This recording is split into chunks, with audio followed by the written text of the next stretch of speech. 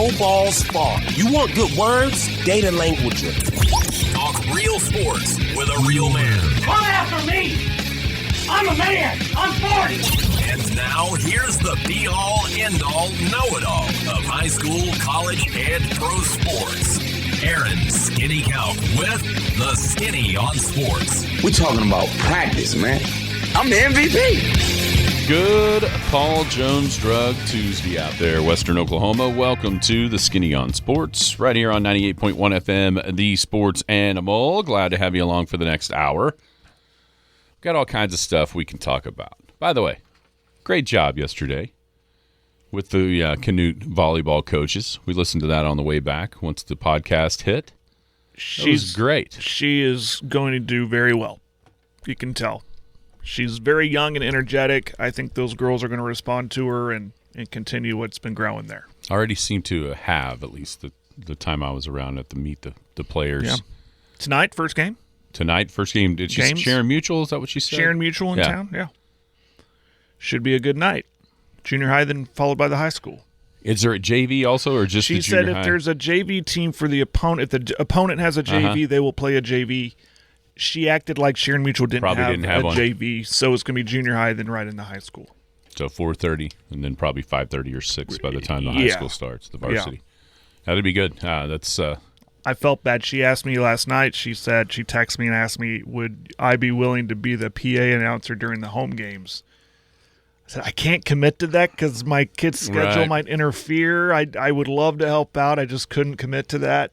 Yeah, not knowing when the softball and what everything is. And then part of me was like, I know a little bit about. I mean, you probably heard the interview. I was like, "What's a libero?" I don't know what a libero. You know, did not know what and that. Someone texted and said it's like a flex position in softball. See, okay, I kind of get that. That's what I've seen it.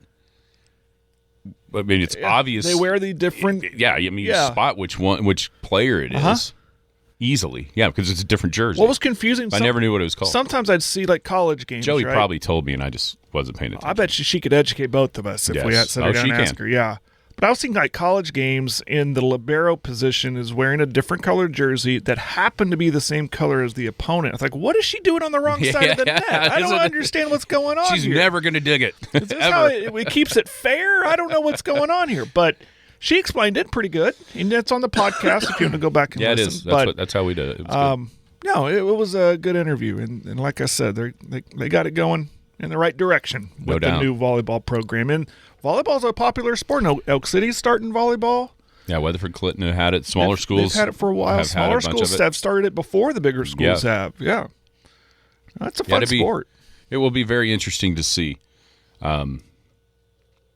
Canute's got a bunch of kids out playing volleyball already, just in the infancy she stated of it. Perfectly. Was it's just something else, another avenue for a kid to, if they want to do something. And I've seen some kids, and there's nothing wrong with this. They've tried a sport, didn't like it. They've tried another sport, it stuck, and it worked. It's their thing. No doubt. And I've seen a kid that do that for softball. A couple of them, they tried it, they moved on to volleyball, and they're rocking at it. Absolutely. And everybody's happy, and I think it's great. I think it's great. And the best part about it.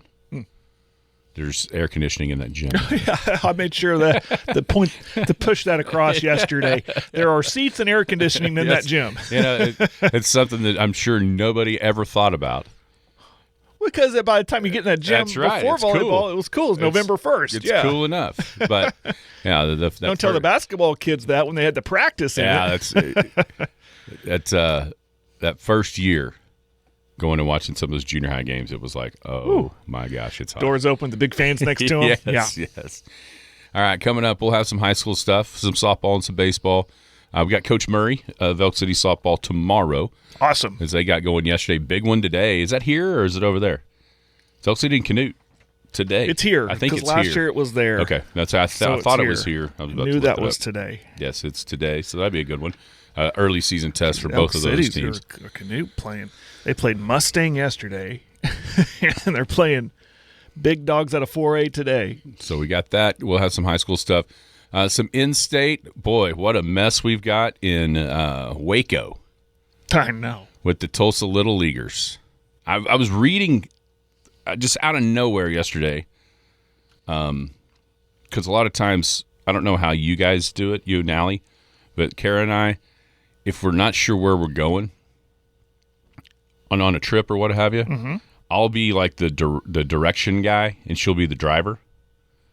And so as we were getting out of Ruidoso and going, she's like, I'll drive to where we stop and get gas and eat breakfast. I was like, okay. So I was kind of perusing through Facebook, and I see this account that was like some investigative reporting account in Tulsa about this before they got kicked out. Before the injunction happened by the judge that lets them play. It's an absolute mess. So we can talk about that. Huge news last night right here on these airwaves. A pioneer will be stepping aside. And then we got some guys playing in the U.S. Amateur up in Philadelphia. Talk about their progress so far in the first couple of days. There's 2 days of stroke play. Top 64 will go into the match play bracket. Maybe tomorrow. I know they had some weather yesterday afternoon, and there's like 336 guys playing 2 different golf courses, or 312 maybe, 156 each course. Anyways, so I don't know if that how far back that's going to put them on schedule. I haven't checked that this morning, but I will. Have you seen this this cheating scandal in like just normal golf like we play? No. In St. Louis? Oh my gosh. Is this on a circuit or something, or is it just some guys on a public course? It was a member tournament at a golf course in St. Louis, Missouri, where this dude, I'll just have to tell you about it. Okay. And then what should happen? What should happen next? Zach Holland is his name. Oh, you got a name. Oh yeah, it's on ESPN's website. That makes the website, but WNBA declarations for the draft do not. Isn't that funny? Well, this is wild. This is like I've never heard of this. I've been anxious to get you in here to get your thoughts on that too. Yeah, the Fever fired their coach yesterday. Really? I thought I saw. Did I get tricked? I don't know. I didn't see anything. Did I get tricked by Twitter? I didn't see any of that. I mean, talk about wild in a circus. I mean, he got tricked. I think he got duped. Oh, darn it. I thought it was from there.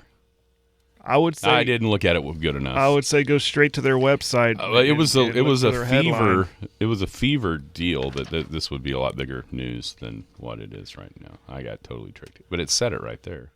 Anyway, so that didn't happen. Yeah, that's another story. And then vacation. Man, there was one thing that I hadn't been out there in like 25 years, and there was one obvious change that is not a good thing. Oh, for the town of Ruidoso. Okay. Or Ruidoso, as the locals call it. But I'll tell you about the vacation. It was cool. 225-9698 is the phone or the text line. That is 225-9698. Give us a call, shoot us a text. We can talk about any of those things or whatever else might be on your mind. Feel free to chime right in at 225-9698. Going to be outside the listening area. A couple ways to stay in touch with the show. Log on to kadsam.com or download or check out the app. Download the app. It's for free. It's got radio, Penny News. Brand new edition of that Penny News will hit the website tonight at midnight. So go check it out at thepennynews.com. Big Elk and Paragon TV. Big Elk TV was on the air last night with softball. So if you can't get out to the Fiveplex tonight, Denny, Tyrell, be there for the softball game between Elk City and Canute this evening. Of course, football is coming up. Well, let's see, we got the meet the players on Friday in the park, like 6 to 8, and then a scrimmage under the lights also on Friday nights. If you want to check out the Big Elks, you'll be able to do that in person. And, of course, the 2 weeks from Friday, the Shawnee Wolves come to town for the season opener for Big Elk football. Paragon TV also is on the app. Of course, Skinny on Sports podcast available anywhere where podcasts drop, and playatlive.net. Heck, there's 2 ways to watch that game tonight. That's true. If you don't want to listen to Denny, playatlive.net. I would prefer to listen to Denny. I don't know, man. I'm a Canute fan. I don't want to listen to that garbage. It's Denny and who? I think Tyrell. Forget it. Forget it then. Yeah. They were there last night at Crossings Christian. Don't be calling me for technical support. Yeah. At least not tonight. Actually, this is the night you ought to do it, so the Canute people can watch. I'll just go. Well, I guess you're right. I'll just find a way to mute them. You're good to go. I don't know why. I don't know why it's not working. Your mic's not working, but we got a picture. That's all that matters. Keep the scoreboard updated. Yeah, I don't understand why it's not working. But you got that. Of course, Skinny on Sports Podcast. Anywhere podcasts drop. How are you, Jared? I'm relieved. Relieved. Let your back. Now I feel real bad anytime I leave. It's okay. Yeah. But it worked out. If you can just get the text line rolling, that's when it's easy. Yeah, that's like the one thing I forget. No, I had some texts, but I'm relieved you're back. So I'm anxious to hear about your trip. All right, so we left on Friday. Left the 105-degree weather. And it was so funny because we went to met Kara's cousin, or I don't know, kind of uncle, sort of. But anyway, on Friday, it turned out it was his birthday. We had no idea. Oh. We met him for breakfast out at Amarillo. And then from there I drove, and I kept on looking at the temperature gauge on our car, like the outside temperature. Uh-huh. Because I'm looking, it's highs in the lower 80s the whole time we're there. And, you see a sign that says Ruidoso 10 miles, and it's still 100. And I'm going, did we get duped? What is going on? So it finally, once we got into the town, the temperature plummeted down to the low 80s.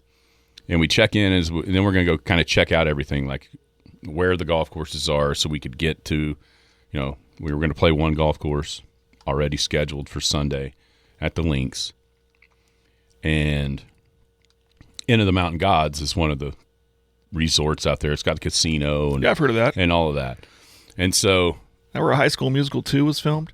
Oh, really? I don't know. I was going to say. The only reason I know that because my kids watch that show. But anyway, it's a big, nice resort. And so we drove out there. And as we were headed, and, things change, or like my mind, I thought it was like 15 miles away outside of town. Well, from where we stayed, it was like 3 or 4 miles. It was just an easy little drive out there. As we were driving around, it started raining. What's that? It was kind of a weird stuff. It comes out of the sky. It's wet.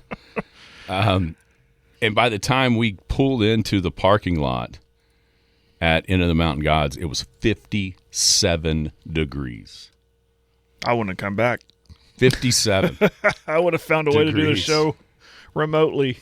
And so, and we're checking it out. You can see the driving range. You can see a couple of holes. And you can, and Wyatt's eyes, because we went by the Links, and it looked pretty good from the road. Mm-hmm. And then we went by Inn of the Mountain Gods and parked in the parking lot and kind of checked it out or whatever. And you could just see his eyes light up and get just giant. Like, we're not going to play here? And I was like, well, I don't know. So anyhow, then we walked down and ate our first meal. It was a place called Hall of Flame Burgers. It was pretty good. I like it already. You know what I figured out? I sort of learned this years ago. We went to Santa Fe on like a fall break trip, Kara and I. Yeah. And from the very beginning, we stopped at the exact same place in Amarillo. It's called Ye Old Pancake Station. It is phenomenal breakfast. It's really, really tasty. But I started that trip with like something with green chili on it. Okay. And of course, you get out to New Mexico, and that's an option everywhere you go. Well, yeah. And I learned that trip, Santa Fe, like by the time it was over, like 2 or 3 days, like my stomach wasn't used to eating those things. Yeah. Well, this time it happened way faster because I got a green chili on my burger. And it already, like for the very first taste, I was like, oh man, it's like rumbling in my stomach. Anyway, it was good. And let's see, we got up the next day. And we went to, if you're going to go to Ruidoso, as far as food recommendations, there's all kinds of different places, and I can tell you where we went throughout the trip. But if there's one place that I would tell you that we went to that you cannot miss, it's called Cafe Rio. And it's right in the Midtown area where all the shops are. And if you don't know it's there, you might miss it. Because it's just amongst the shops. It's got this little sign on the street, like attached to the building. Like you need to be walking to see it. And it is pizza. Okay. They throw the dough with their hands. Yeah. Phenomenal. Absolutely phenomenal. We got a big giant pizza for all three of us. You know, that you think about the big New York slices, they're huge, like Sbarro, you know, like in the mall. Yeah. They had slices like that on the pizza that we got. We got half of it was called meat, and it had all the normal meat that you would think of for a pizza with the, you know, Canadian bacon and the pepperoni and the hamburger and the sausage. But it also had two things. One I've had on a pizza before, and another that I've never even seen on a pizza before. Brisket, which I've had a pizza with brisket on it before. But then also andouille sausage. What is andouille sausage? It's something you'd put in gumbo. You know the sausage that's in gumbo? Okay. That was on a pizza? It was on a pizza. It was awesome. The other half was veggie. Ah. And it had all kinds of different vegetables. It was absolutely great. So it didn't open until like 11:30. And we're going down through the shops and checking out different things. And we had walked by there the night before. By the way, walked in the rain. Everybody's looking at us like we're weird. We're just going, oh my gosh, this is awesome. We're not getting underneath the awnings. We're just feeling the rain on us. I mean, it wasn't pouring or anything, but anyway. That's like me when I move the sprinkler. I don't even turn it off anymore. Right. Yeah. Because where we stayed, just by pure luck, we were like, let's just try to stay in that area so we can see if we can walk. And we could. We could walk to basically everything. Awesome. That we wanted to down there. But yeah, we were just walking around the rain that first night. Anyway, that place, Cafe Rio, I cannot recommend it enough. We ate at some good places, but there's like other options of that type of food. And there's other pizza places that are there that we did not have, but I wouldn't even attempt anywhere else. That was so good. And there was this little family of four. It was the mom and the dad and two, I don't know, teenage girls-ish. And we noticed that they were like 11 o'clock, and we'd already decided, hey, let's eat there. Because we'd walked by it the night before, and there's like a window, and you can see them spinning the doughs and making the pizza right there from outside through the window. Yeah. And it's kind of a smaller place, probably, 40 maybe seats. So we were thinking, well, we better get there. We look over there 30 minutes before it opened, and that family was already sitting on the bench outside. And so we went in another spot, and Kara said, why don't you guys, she could tell, 3 hours into the shopping spree, two of us might have been getting bored. Anyway, and so we got to visiting with them, and the guy was like, oh, this is the place you have to eat. And so we went in there, we ate, and as they were leaving, I was like, I can figure out why you were here 30 minutes early. He goes, oh, this is the only place that we eat every time we come here. And he had Texas Tech hat on, so somewhere there in the Texas Panhandle would be my guess where they're at. But anyway, it was awesome. And so that morning, Kara said, what would you guys want to do today? And I was like, well, we're going to go to the shops, and then we'll figure something out. She's like, no. After seeing what we saw last night, you guys have to go play golf at Into the Mountain Gods. So it is pricey. Well, it's vacation. It is, and that's what she said. Well, we never even know we're coming back here. You guys go. And so we got us a tea time for the afternoon, and so that's what we did. We went out there, and man, I'd played there a few times. It had been, like I said, 25 years probably since I'd been out there. And there's time, like I played it 3 years in a row. Me and a couple of my buddies went out for our senior trip. Everybody else went to Cancun. We went to Ruidoso and played golf. So I played there that year, which would have been like the summer of 1999. Then our family, fall break, gosh, I want to say 2000 and 2001. We went out my mom's side of the family, aunts and uncles. Yeah. And we all played golf. And I remember like it being different, like condition-wise. Like one year it'd be really good. The next year, not so good. Then the last year, oh man, it's back to being really good. And so I was a little bit hesitant about, spending that money for, well, it was the best I've ever played it. absolutely phenomenal. Mint condition.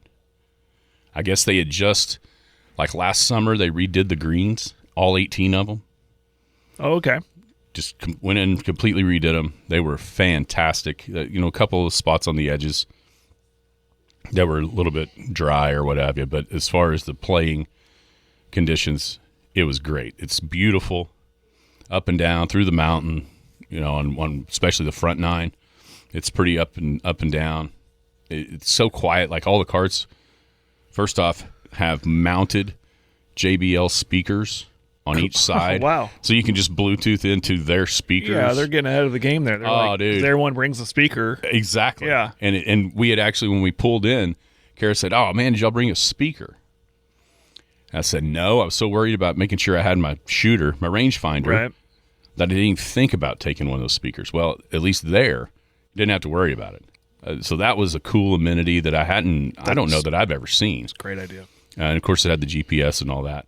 Yeah, I've been to the courses that have had the GPS and the up top there. Yeah. And so we did that. We played there. It was fantastic. Ate at a really good Mexican place.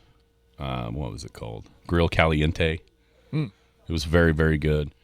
Then the next morning we got up and we slept in pretty good on Sunday. Went and ate breakfast and then went and played the links. It was where you hit. It just wasn't as good as I remembered. It wasn't as well kept as it was in the past. That at least that I remember. But it was still fine. We had a good time there and ate supper at, where were we that night? Texas Club, which is kind of a steakhousey type thing. Okay. And then came home yesterday. Drove back through Amarillo, saw one of Kara's other cousins for a little bit. And then, as it were, you get home, there's still light outside, and had to mow the yard. So it was like, welcome back. I wouldn't have had the energy, but welcome when back. I drive long, I'm like, I don't want to do anything when I get home. It's not that bad a drive. It's like 4.5 hours from Amarillo. I'm sure once you get on, Just go south. on 40, it's just Well, a you just straight go- shot. We went south, like down to Canyon, Oh, okay. and then through Hereford Gotcha. and Friona, Bovina. Bovina. I can't wait to ask Jimmy about this when he gets here. I can't imagine a bigger feedlot on Earth than it's at Bovina, Texas. It's huge. Yeah, we've seen some when we went to Pampa. Yeah, there's a big one out there. Yeah. And I know with my trips up to Colorado when I'm going, north of Amarillo in the Panhandle and up all the way through like Delhart, and you see some. So I wonder how they compare. Yeah, I do too. That's it just looked massive. Absolutely massive. But no, it was a great trip. It was cool. That I think it was Sunday. They were thinking they were going to have a record high for that day of 87. Oh, record high. Yeah. And it might have been 87, but it didn't feel like it. And maybe that's just because of how it has been here. No, it was good. It was about the right length. Excuse me, especially with a 15-year-old boy. Yeah. Probably, not for him. Outside of the golf, it's more of a, go hang out in the shops Sure. and Yeah. do that kind of thing. But I remember being a teenager and we took a family trip to Red River in the summer, and I was just like, whatever, Right. And now I want to, I would enjoy it for the cooler weather, obviously, and the food.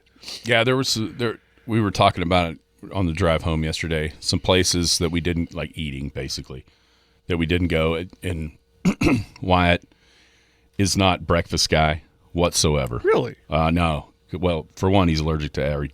He was allergic to eggs. Now he just doesn't want them. And so there's a few breakfast places that I would have liked to have gone, but it is what it is. We kind of waited around for lunch more times than not. Yeah. But Cafe Rio pizza is a can't miss. And if you're a golfer, into the Mountain Gods. At least right now, you have to go. It is awesome. Well, sweet. It is awesome. We didn't. I know there's some others up at Alto. Rainmaker is one of them. We were visiting with the starter. His name was Bobby, older guy. He'd been a ranch owner in Texas as a younger man. Went out to Ruidoso, had different businesses throughout the years, and now he's been the starter at Inn of the Mountain Gods for like 4 years. Really, really cool guy. Was on it, but their staff was so friendly. You know, he's like, hey, ice over here, this over there, da-da-da. So we got to visit with him as we were waiting to drive down to the tee box. And the sad deal that I brought up earlier is the racetrack. So the way we came, you know, Ruidoso Downs, the All-American Futurity, all that. I mean, it's been a big deal. I guess when I was 5 or 6, went out there with my grandparents and my parents and went to the races one day. Yeah. And they had a 2-year-old race, and this horse ran away and won. And it turned out that horse's name was Ali Sheba. Remember that one? Ali Sheba won the Kentucky Derby and the Preakness in like 86 or 87. Oh, wow. Okay. And so we saw it run as a 2-year-old. Wow. Out there at Ruidoso Downs. But the track is closed. Major flood damage last year, and they just haven't reopened it. He told us all the economics. It's cost the city of Ruidoso like $180 million. Oh, man. Because the track isn't open.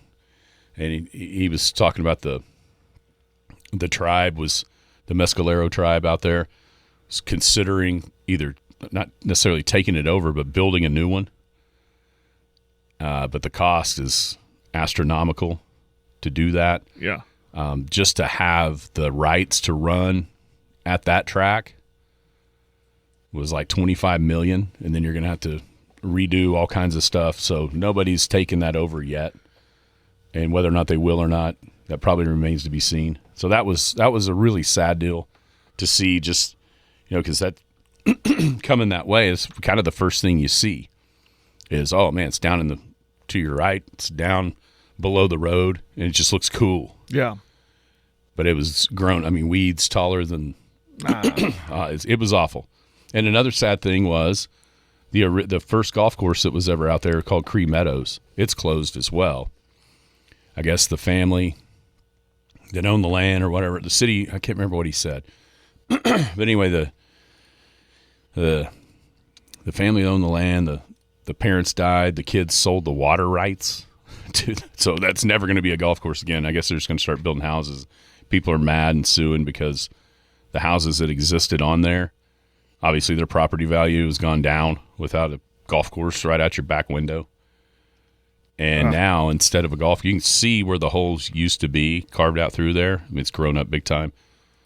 And now it's just elk and wild horses running around.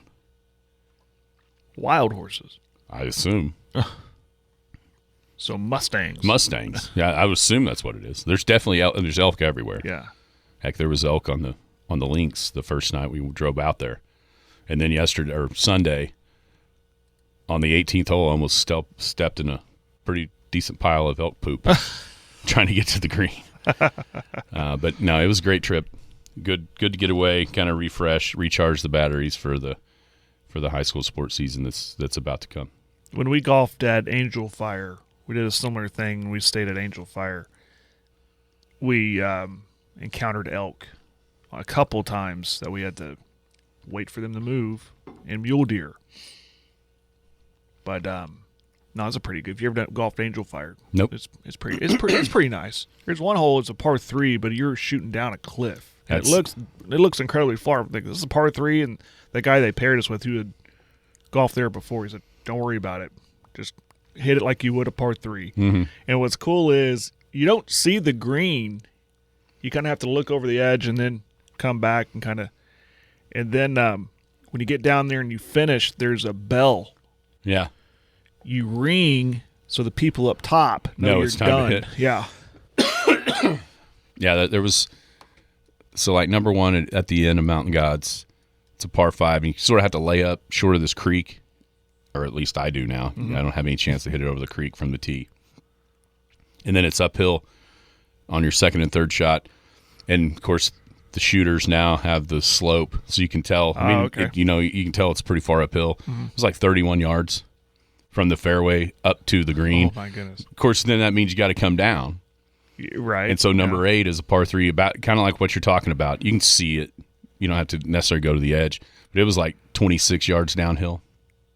Because White was like, oh my gosh, 210 par 3. And the tee was up 1. And then by the time you took off the distance from downhill, it was like 170 instead of all the way back there. And then the par 5 next hole, you hit it, and it's down the hill again. And you're thinking, well, it's going to land way out there. And then it lands where it lands. You're going, oh, darn. Not as far as I didn't hit as far as I thought I could. But it was great. If you're going out there, and you're a golfer, that's one you got to play right now. It is absolutely gorgeous in great shape. So that was fun. It was a great trip, all in all. Now back to the real world. Well, now it's football season. It is. That's how I looked at it when I got back from my vacation. I said, now it's time. It's time to get ready for football. It definitely is. All right, when we come back. And apparently basketball, we've got some NBA news, some schedule releases. Schedule released as far as the Christmas Day games, the opening night games were released today. Opening day game, I guess. Yeah, there's a day one. That's a new one. And also, I can't wait to tell you about this golf cheater. Yeah, I want to hear about this. In St. Louis. Yeah. We'll be back. Paul Jones Drug, Tuesday, right here on the Skinny on Sports. Paul Jones Drug is Elk City's most experienced compounding pharmacy, meaning they can custom make your prescription medications to your doctor's specifications, safely and effectively providing you with exactly what you need. And for your convenience, Paul Jones Drug has a drive-through pickup window as well as curbside service for testing and vaccinations, and offers free local delivery. Just a couple reasons you should choose Paul Jones Drug, 809 North Main Street in Elk City. I'm Rodney Skinner with Paul Jones Drug, and I promise we provide care you can trust. The Skinny on Sports. What in the wide, wide world of sports is going on here? Welcome back. It is the Skinny on Sports, 98.1 FM, the Sports Animal, hanging out in studio on a Paul Jones Drug Tuesday. Thank you to Rodney and the gang down at Paul Jones Drug. Care you can trust right here in Elk City, 809 North Main. Paul Jones Drug has a new member of the Paul Jones Drug family. Rodney have a baby? Or? Micah did. Coach Foles' Coach great. Foles' wife had a baby. I was kidding. A couple weeks back. That's awesome. I thought you meant like a new hire, but no, it's a new member of the family. So congratulations. Yeah, to them. Boy, girl? Boy. All right. Just counting the days till that boy's a freshman. He'd be on the basketball team. You know, he already has a basketball in the crib. Just counting the days. Probably a little hoop hooked up at the end of the crib. With a golf club. That too. Awesome. Yeah, so I lost my putter. Oh, no. How'd you do that? You just forget it? Just No. lay it down and forget it? It got commandeered. What? Yep. It's in a different golf bag in our house. Oh. So, lost my putter. And that was a struggle. I've got to find a new putter. I took one of Dad's old ones. Okay. And it's not for me. I took it because I saw him make a bunch of putts with it when he was still here. Yeah. And I thought, well, I mean, if he can make putts, surely I can. Not for me. I'm going to have to find something new, something different. As I was watching Wyatt roll him in with my putter, just right on my head. I will tell one little. So at the end of the Mountain Gods, I gave him 5 shots a side. So 10 shots total, and I told him, all right, here's how this works. I'll give you 5 on the front 9, and then we'll adjust on the back 9. Well, I can't remember what hole it was. Number 4, maybe, par 4. I hit it right down the middle, and I shanked my pitching wedge into this little creek. Made a 7, so I only beat him by 3. I was like, well, sorry, bud. You only get 4 shots on the back 9 because for every shot you beat me, half a shot comes down. And so we did that. And we got to number 16, which is like a par 4. You hit it in the bottom and it goes uphill. And there's a couple trees sort of in the fairway, especially if you hit it on the right side of the fairway. Yeah. And I hit it on the right side of the fairway, and so did he. And I punched it underneath this tree, and it rolled up there to like 15 feet. I mean, by far the best shot I hit of the trip. You had to punch it underneath the tree. That was your best shot. It was by far my best shot. It was like 132 yards up the hill. I had no idea how hard to hit it. Yeah. And I punched a little 6-iron underneath the tree, and it hit short. It rolled, and we could see it on the green. Kind of see the pin, sort of. And as we drove up the hill, you could see it. I was like, oh, my gosh, that's like 3 feet. And it turned out to be like 15. But on that same hole, he tried to punch it, and he barely caught this tree, the last tree. And it knocked it over into the trees. And, I mean, he had brush. Like, at this point, I was down 2 with the strokes. And I'm thinking, okay, I'm on the green. I'm going to make for sure a par, maybe a birdie. He's hitting his third shot from this trash. And he gets it out of the trash, and it rolls down across the cart path right in this huge divot where somebody had hit. Oh. And I was thinking, this is going to break his little heart. He's going to make like a 7 or 8 out of this.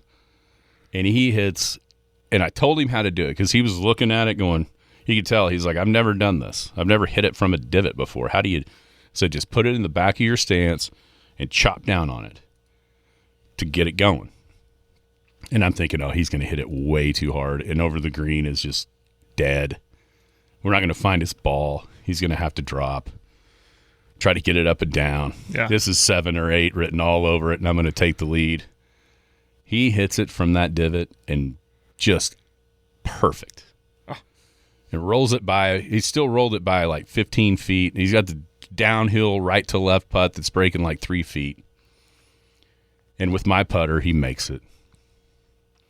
He makes another one for par on the next hole to slam the door. And I was just like, you got to be kidding me. Here I am missing 3-footers because I don't know where to aim with Dad's old putter, and I'm getting beat by my own putter. So that's something that I'm going to have to figure out. Chuck's laughing at you right now. He was probably honestly, yeah. If I'm guessing, I was actually making those putts, and on the way down, he like moved the face so that Wyatt could win. That's what he did. Question about in the mountain. It's awesome. Right now, it is, like I said, I played it 25 years ago a few times. By far the best shape I've ever played that golf course in. And it's not even close. It was absolutely fantastic. Brand new greens. A year in, so they weren't so hard. You know, a lot of times you put new greens in, they have to settle. They'd already done that. It was gorgeous. My wife she rode around both days. Yeah. Found 70 golf balls. Good ones? The first day at In the Mount Gods, yes. Second day, I was looking around when she'd pick up golf balls. Some of them be orange, some of them be pink, some of them be yellow. Not as she was asking us, what kind is this? And I'm like, I've never heard of that kind. Yeah, well, if you don't, yeah. But no, it was 70. So if any of you quail hunters, I don't know if she can spot quail like she can golf balls, but that might help you. Flush up coveys or something. We can lease her out for a day. There's certain times of the year, which might be this time of the year with the way the grass can't keep up, where some people need help finding their ball because it kind of blends in. You might need. She found 70 of them. 70 golf balls in two rounds of golf. I'm pretty sure it's a big reason why my dad doesn't golf. He's colorblind, and I think he just like, I give up because if it's going off to the second cut or something, I'm in the rough. I gotta forget it. You know how many provisionals he's hit?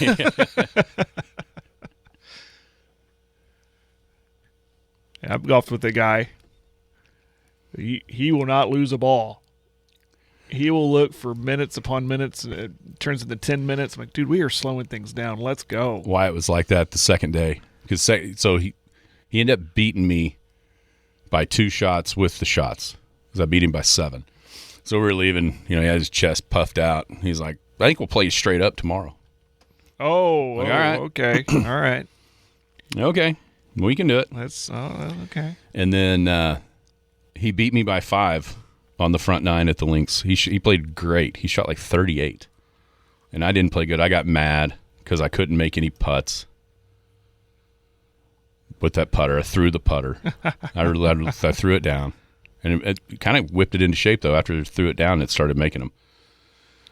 But as the back 9 rolled on Sunday, I caught up, and on the last hole, he hit it to the right of the fairway, which is just, there's no way you can find it. You can't even step on it and feel it. It's by this little creek, and the grass is knee-high. But he wasn't going to give up looking for it until he almost stepped on a snake, and he's like, never mind, I'll go drop it. I'm like, yeah, I was wondering about snakes, yeah. They're on number 18 at the links. He was like, yeah, I'm going to go drop one. Mom, throw me a ball. But no, it was great. Absolutely great. Okay, so you haven't seen this cheating situation. I have not. So there is a course in St. Louis, and they were having a member tournament at Winghaven Country Club. It's actually in O'Fallon, Missouri, but St. Louis area. And this guy named Zach Holland, who is a former college golfer, reports a handicap of 2. So a good player. Okay. He did something that I have never heard of, cheating in golf. So he and his partner and 2 others were the first off of number 1. Okay. Before he gets to the tee box, before he gets even to the club to warm up, he goes to number 4, which is a par 3, and it had a big cash prize for a hole-in-one. And he drops the ball in the hole. I think I can see where this is going. So they play the first 3 holes. When they walk off, he gets done with number 3 fast, like on the green. Uh-huh. And he's like, hey, I've got this. Hang on. So he completed the first 3 holes, and then he told his partners he needed to take a personal call regarding his mortally ill grandmother. Okay, got to call Grandma. Got to call Grandma or somebody Grandma to make sure Grandma's okay. In the meantime, he said, I'll go ahead and tee off on number 4 first, and then I'll meet you at the green as I talk to Grandma on deathbed. So he played the sympathy. So he played the sympathy card to go hit early, so there's no witnesses to what happened, where his shot went. And they get up to the green, and they're looking for his ball, and he tells them, man, I thinned it a little bit. I'm just not sure where it went. So they look around, and finally somebody looks in the hole, like, what were you hitting? Titleist 2. Here it is. It's in the hole. Hole in one. They celebrate, and they go crazy. You won all this money. Little did he know that Winghaven Club has cameras. So they review the footage of the hole to make sure it's legit. And they see him, before the tournament starts, drive up to the green and drop a ball in the hole. So he's clearly caught cheating. He immediately, once the club officials confronted him about this, he immediately admitted to cheating and also resigned his membership to the club. Well, that's, I guess, somewhat admirable. He immediately confessed and gave up his membership. He could have played the denial card. Oh, that's not me. I don't know how that happened. I mean, but he knew. He's like, there's no way around this. Yeah, you wonder if they say... You would think being a member, he knew cameras would be there. You would think. You know the insides and outs of all your golf course. Turns out there are some out here. Maybe that was the point. Maybe they're like, we're not telling anybody we got cameras out here. That's what I was about. There are some out at Elk City Golf and Country Club that people don't know about. Oh, really? Yeah, I think so. Oh, I apologize then. I think that's true. I do think that's true. I mean, we've all relieved ourselves somewhere out there.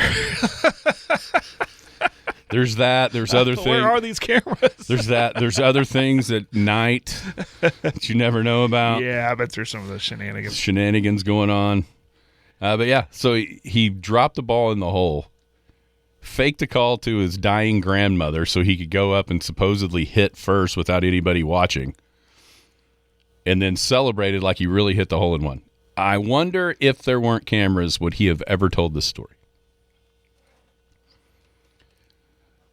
Would he have taken the prize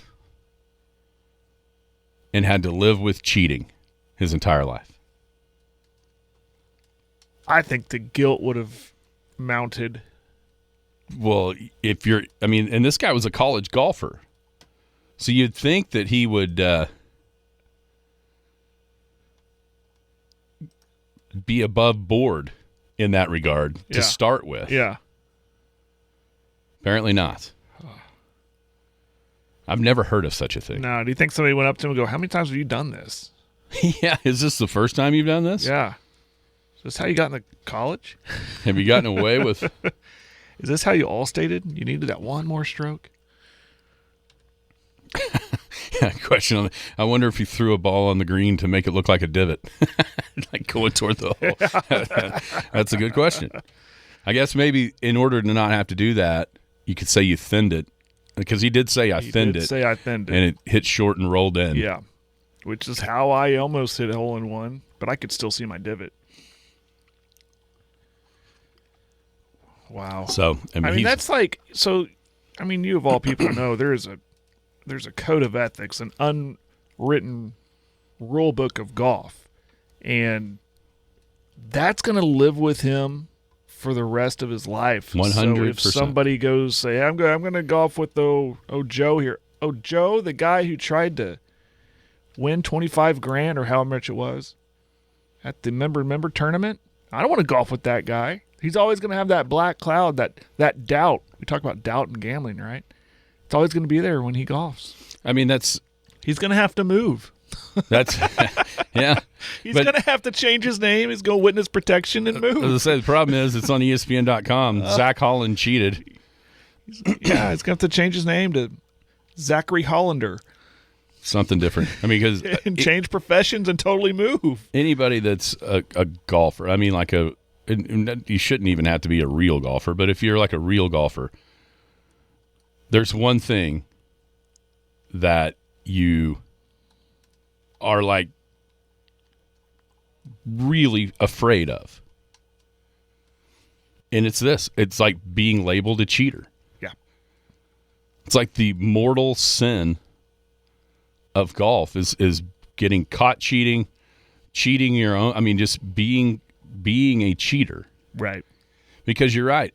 You'd rather take an 8 than try to take a couple strokes off your card because you kicked the ball a little closer or something. Even something as little as that. Mm-hmm. I mean, OJ teed up in the middle of the fairway, for crying out loud, and said, well, look where my ball landed. Come on, Juice. That's the least of his worries. Well, yeah, but it was a character thing. Sure. And that is a thing. I mean, that's the thing. It's like a character thing. It is. So it's like this guy's character has his reputation is, it's going to take years it's to ruined. recover from. It's ruined. Yeah, it's over. Because if you'll do that, yeah, go to that extreme, what will you do when nobody's watching when you're just playing on a normal day? Right. I thought that was pretty fascinating. I mean, I wouldn't even play putt-putt with this dude. Well, don't turn your back. Oh, really? You get an ace? He'll cheat like my daughter James does. Oh, you get an ace on the anthill every time? Free games every time? Well, that's odd. You shot a 57. How do you get an ace on the anthill every time? All right, we'll be back. Some local stuff. Skinny on Sports right here on the Sports Animal. Paul Jones Drug is Elk City's most experienced compounding pharmacy, meaning they can custom make your prescription medications to your doctor's specifications, safely and effectively providing you with exactly what you need. And for your convenience, Paul Jones Drug has a drive-through pickup window as well as curbside service for testing and vaccinations, and offers free local delivery. Just a couple reasons you should choose Paul Jones Drug, 809 North Main Street in Elk City. I'm Rodney Skinner with Paul Jones Drug, and I promise we provide care you can trust. The Skinny on Sports. Welcome back. Wrapping up a Paul Jones Drug Tuesday right here on the Skinny on Sports, 98.1 FM, the Sports Animal. Paul Jones Drug, care you can trust, 809 North Main. Convenience packaging, we talk about it every single week. That's how you just, instead of loading up your pill caddy with the right pills, the right dosage, the right day of the week, the right week of the month, whatever. You know, some of those are a whole month long, big old giant pill caddies. No, you don't have to do that. Paul Jones Drug does that for you. You just open up the package, take your medication daily, and boom, there you're off. You're off for the day. That's why they call it convenience packaging. Paul Jones Drug is care you can trust. I take a heartburn pill daily just over the counter, but I have to do that every time I buy a new bottle of it. Because if I don't, I'm always like, did I take it today? Because it's like brushing your teeth. You just get up and do it. And that's the first thing I do. And sometimes I'm like, did I take that? And then I have to go back and look at my pill caddy. I wonder if I could just take them that bottle and go, guys, can you do this for me? I guarantee you they can. Make it convenient. I know it's over the counter, but I bet you they can do it. Paul Jones Drug, riding the gang down there. Great stuff. 809 North Main. Paul Jones Drug is care you can trust. Appreciate their loyalty to the show for years and years and Absolutely. years. Man, what about this Tulsa deal, the Little League World Series? So is the issue more of where he's from and not his age? Okay. I think there's a few things from what I've read. Yeah, where he's from, the proximity or the radius, like an hour away. There's some question. There's rules about how many games you have to play, like regular season games, to be able to qualify for the playoffs. Okay. And there's some stuff about that some players didn't play enough to be on the roster. There's lots of different things floating around. So they had beaten Louisiana on Saturday or Sunday to get into the finals. Yeah, because this all bubbled up yesterday before the championship game, and they were eliminated or kicked out of the tournament before the championship game yesterday. Bernie, Texas ends up getting to come back, and they win. After losing the first game, they came all the way back through the losers bracket, win the regional final yesterday to be able to be the team that represents the Southwest region in Williamsport. And after that game is over, there's a judge that files an injunction for Tulsa. So I guess they have to go back and play today. and the judge's ruling said something about, and they're legal through the World Series if they make it. There's probably jurisdiction questions here to whether or not a Texas judge ruling works in Williamsport. Right. If they were to win, an absolute mess. And unfortunately, this is what Little League sports has spiraled into. Unfortunately, yes. I mean, it's one thing, and Jim has talked about this for years and years. Every time we get to August, he's like, oh, great, now I get to watch little kids tear up their arms throwing curveballs at 11 years old.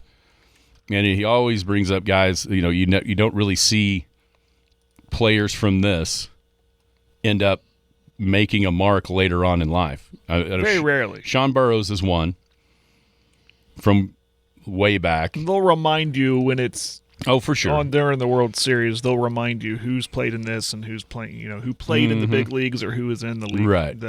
In the show right now. Sean Burrows was one. He played for San Diego, and by the time he got to the bigs, he couldn't throw it because he had hurt his arm as a kid.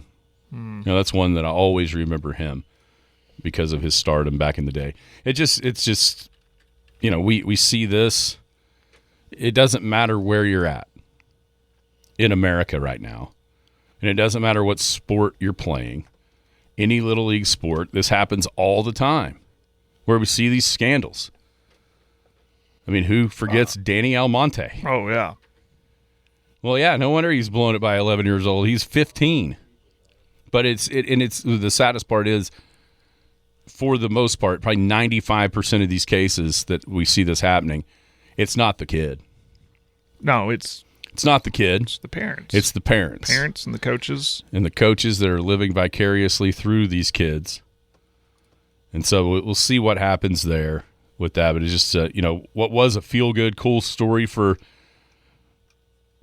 the state of Oklahoma and Tulsa Little League. I think I saw they hadn't been to the World Series since 1981 or 82, something like that. Now it looked like they were going to have a chance to make it, and it doesn't even really matter if they get there now. Like the stain, the tarnish, it's always going to be that way. So that's pretty sad. We got some guys, local guys or local ties anyway, playing at the U.S. Amateur. Ryder Cowan's one of them. Obviously, we detailed Ryder Summer with a great U.S. Open finish, tied for Low-Am. He struggled yesterday pretty bad at the Philadelphia Country Club. He made 4 bogeys and 14 pars, so he shot 4 over. Right now, that's tied for 158th. He doesn't tee off until noon our time over at Marion, which last time U.S. Open was at Marion. That's when Justin Rose won his U.S. Open. He's 4 over. Top 64 make the match play bracket. Right now, even par is tied 43rd, and that goes all the way to 67th. So there would be a big, giant playoff for 3 spots. Right now, or all but 3 would make it at even par. So he's going to have to shoot a few under for sure. See how that cut works. No, a lot of times at the USAM, it's like 1 or 2 over, just from memory. That like a lot of times 1 over is in, 2 over ends up being a big playoff of some sort for however many spots. So I'd say at a very minimum, he's got to shoot 2 under, probably needs to shoot 3 under, and then hope, some carnage happens to get into a playoff to try to make it into the match play bracket. Some other guys, Bobby Massa, which anybody that's played in our golf tournament, the KECO, knows that name. He was on the winning team a bunch of times through the years. He shot even par yesterday at Marion, so he goes to the other course today at even. He's tied. He would be in a huge playoff right now. Then there's another kid named Chase Hughes. His dad, Nick, is from, God, my mind just went blank. Oh, on the way to Enid, Hennessy. He played at OCU with Justin Robinson, Van Storm, and those guys. His son, Chase, who committed OSU just a couple weeks ago, he shot 1 over. So he's right in the thick of things to be able to make the match play. And as I mentioned, Ryder needs to shoot a few under today for sure. And there's added pressure on Ryder that's not on those other 2 guys because of how the summer that he's had. He's playing for a Walker Cup spot, which is the Ryder Cup of amateur golf. Mm-hmm. And so obviously a good finish here would help him out a ton as far as that goes and being selected to that team. He played the Palmer Cup this summer over in Ireland, trying to get on that Walker Cup team with a make the match play, then have a I don't know when they actually make those selections official, but that's another thing that's probably on his mind a little bit with the way that he's played in college, and then obviously this summer in the events that he's played, making himself. He's the 8th ranked amateur in the world right now, and so you'd think his chances are pretty decent to get picked, but a good showing, battling back and making the match play, and then let the chips fall where they may would help him out there as far as that goes. And then also, I'm sure we'll hear about it all day long, but last night, Al's 50th, Al Eshbach, 50th year in radio. He literally created what we're doing right here in the state of Oklahoma. Like, no kidding. He created sports talk radio in the state of Oklahoma. He announced that he's going to retire at the end of 2027. I think I heard driving in that he's still going to do like the pre and post on football, even after on the Saturdays. Retirements on Saturdays. But that's I'm sure it was a cool deal last night at Othello's. They had the party there. All the dignitaries were there. Did you hear him telling the story about Joe Castiglione, of all people, asking him how he came to Oklahoma? I didn't catch it, but I heard it this morning. Right. I didn't catch it live. I caught the retirement announcement live, but I didn't catch that story. But he's New Jersey, like Jersey City is where he grew up. Right. And he was looking through a Playboy magazine, and Oklahoma was the top-ranked party school at that time. And so that's why he came and went to OU, and then from there it's a legendary career. And, lots of people are now that it's official kind of when he's going to be done, you're going to, I guarantee, at least on these airwaves, you're going to hear a huge push for him to be in the Oklahoma Sports Hall of Fame, which I don't see how he's not. That has to happen. I don't see how he's not there already. Yeah. There's TV people in, so it's not like this would be a groundbreaking thing, but there's just no radio. And considering what he has helped build right here on these airwaves throughout the years and the career that he's had and the influence and just in sports in Oklahoma. I'll never forget finding this station in high school. Yeah. And being like, what is this? Who is this guy? And then years later, I mean, that was late 90s, and then go up to Kansas City for the 2004 Big 12 title game, OU in Colorado, when Adrian Peterson and those guys. Yep, I was there. Yep. And there's a bar in a casino or a really kind of a pub or a brewery. We just kind of sat down, and there's this guy yelling. And I'm like, I recognize that voice. Yeah. And then I didn't know what he looked like. Oh, really? Back then. Well, there wasn't internet, really. Yeah. You know? I'm like, oh, my gosh, that's that Al guy. That's cool. Yeah, so we got to sit there and listen. Of course, we couldn't hear anything back then. It was just him. Yeah. Yeah, and it was funny to watch him because he'd sit there and be all still, and somebody would say something he didn't agree. He'd jump up out of his chair and start yelling at the sports mix or whatever he had sitting there in front of him. So that was great, but congratulations to him. I mean, yeah, my earliest memories of him are high school, and what I did for money, I mowed lawns for one of our. I've told this story before, for one of our teachers who had a mowing side business, and he hired guys to mow, and he had these old trucks, so we drive around town with the mowers in. And those trucks only had AM radio, and the only AM radio we could get, I think at the time, was 1320, and we picked up Al, and we listened to that guy in the afternoon all the time. Yeah, all the time, and the rest is history. Literally, the dude is historic. I just got a text. First time I saw Al, I thought he was a homeless person. Yeah. I mean, I get it. He's doesn't have, he has the face for radio. Let's just put it that way. I remember at the Skirvin when he was inducted into the OAB Hall of Fame. Yeah. And we got up there for lunch. It's actually the first time I met Jim. He'd been coming on the show for a year or whatever it was. And you know, that's when Al and Barry Switzer did their deal. They're off the record, and the stories that came out of that were phenomenal. And then we get done, you kind of go out, and you see this little guy jump in a Corvette and just take off. Yeah. I'm like, oh, okay. There goes Al in his Corvette. You'd always heard that was true, and then you actually see it. And so that was pretty cool. That is cool. So congratulations to him, obviously. And then I mentioned softball and baseball are getting going. Big one today with Elk City and Canute, two teams that definitely have state title aspirations. Don't forget tomorrow, Coach Murray, head coach of the Elkettes, will be here in studio for the show after a couple of games under their belt with last night. My little nieces at Sayre, they won last night against the Elk City JV. Both got a hit or two. Played good for the Sayre Lady Eagles. And then he mentioned volleyball with the Trojanettes season opener at home today against Sharon Mutual. If you haven't just went and watched a volleyball game, I'm telling you right now, it's a lot of fun to watch. It's just constant action. Constant. You will not be bored watching a volleyball No, game. it's always, something's always happening. Yeah, it's a lot of fun. Yep.